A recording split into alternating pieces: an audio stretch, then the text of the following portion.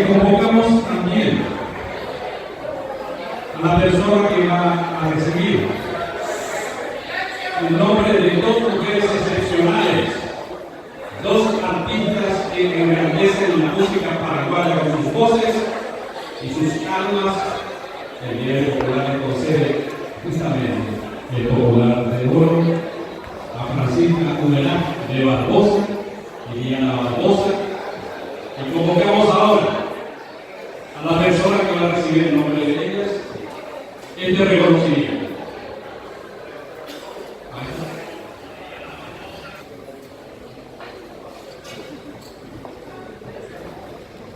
Muy buenas noches, damas y caballeros. Estamos en este momento para la entrega de esta extraordinaria distinción que es el Popular de Oro.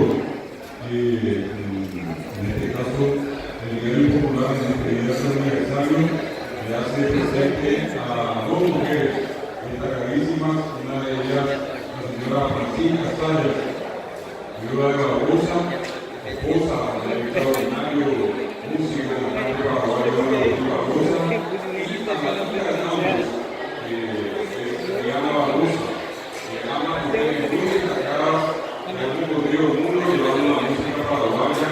Han visitado muchos países de América, de Europa, estuvieron en Asia, Japón, y luego al retornar acá, ya en la presencia del querido maestro Agustín Barbosa, continuaron con una trayectoria extraordinaria, brillante, valiosa, difundiendo, promoviendo la música paraguaya a través, por ejemplo, de las mujeres que cantan la guarania. Así que en este momento, en nombre del Día Popular, hacemos entregas de esta hermosa distinción, de esta alta distinción del Popular de Oro.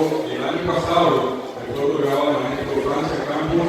Hoy, un reconocimiento que bien vale la pena a todos los extraordinarios mujeres, la señora Francisca Sayas de Barbosa y Verán, y a la señora Diana Barbosa.